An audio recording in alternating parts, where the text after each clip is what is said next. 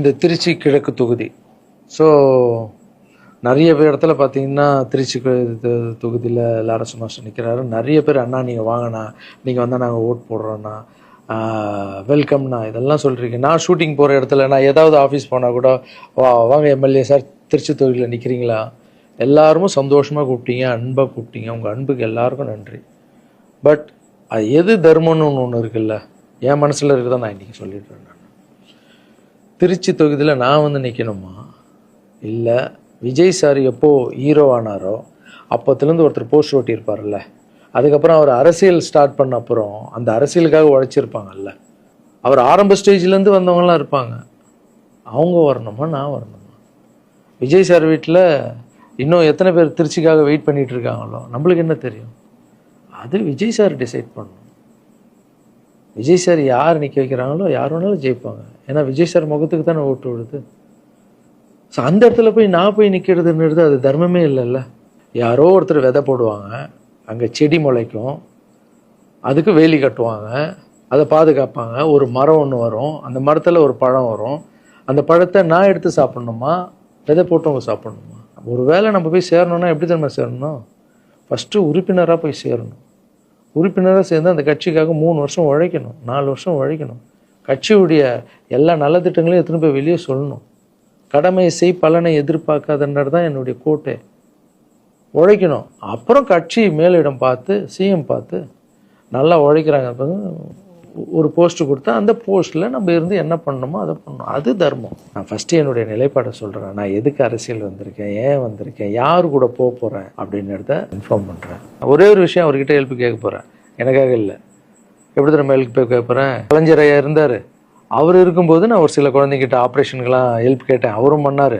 அதுக்கப்புறம் உதயநிதி ஸ்டாலின் சார், அவர்கிட்ட இப்போ தான் லேட்டஸ்ட்டாக ஒரு 2 மாதத்துக்கு முன்னாடி என்னுடைய மாற்றுத்திறனாளி பசங்க மல்லர் கம்பம் கற்றுக்கிட்டாங்க. மல்லர் கம்பம்னா ஒரு கட்டையை வச்சுட்டு அதுக்குள்ளே டான்ஸ் ஆடுறது கஷ்டப்பட்டு கற்றுக்கிட்டாங்க. அவங்களுக்கு ஷோஸ் எல்லாம் வேணும்னு அவர் நம்பர் என்கிட்ட இல்லை, கேட்டு வாங்கி ஒரு வீடியோ அனுப்பிவிட்டேன், அவ்வளோதான். அவர் என்ன பண்ணார்னா ஸ்டாலின் சார் சிஎம் சாருக்கு இதை அனுப்பி கேட்டு 1 வாரத்தில் சிஎம் சார் முன்னாடியே ஆட வச்சுட்டாங்க. ஸோ அவங்கெல்லாம் அப்படி பண்ணியிருக்காங்க. அப்புறம் அன்புமணி ராமதாஸ் சார் பண்ணியிருக்காரு, நிறைய குழந்தைங்க ஆப்ரேஷன். அவர் ஹெல்த் மினிஸ்டராக இருக்கும்போது, நீங்களே நடிகராக இருக்கும்போது நான் ஒரு குழந்தைய கூப்பிட்டு வந்தேன், நீங்களே உங்கள் சொந்த காசு போட்டு ஆப்ரேஷன் பண்ணி அந்த குழந்தைய காப்பாற்றி கொடு. நடிகராக இருக்கும்போதே ஒரு குழந்தைய காப்பாற்றிங்க, இப்போ சிஎம் ஆகிட்டீங்க, தைரியமாக அந்த உரிமையோடு கேட்பேன். ஒரு 1000 குழந்தைக்கு பண்ணு, 1000 என்ன நீங்கள் நினச்சா என்ன வேணால் பண்ணலாம் உங்கள் மினிஸ்டர்ஸ் கிட்ட சொல்லி. அது உரிமையோடு வந்து நான் போய் கேட்குறதில்ல, நியாயம் இருக்குது.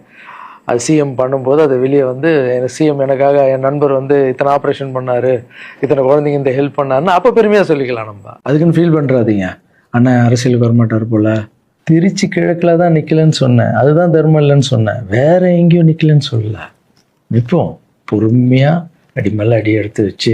அவசரப்பட்டு என்ன இது சீக்கிரம் வாங்கலாம் அப்படின்னு சொல்கிறேன். என்ன காய்கறி கடையாக போய் வாங்குறதுக்கு?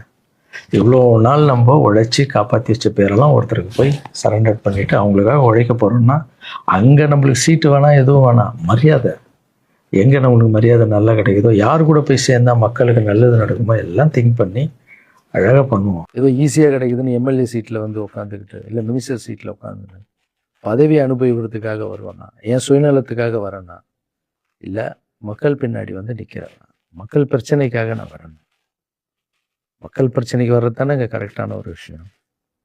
இப்போ ஏதோ ஆசைக்கு ஏதோ கூப்பிட்றாங்க, இப்போ நம்ம போயிட்டு பதவி அனுபவிக்கலான்றது தப்பு இல்லைங்க.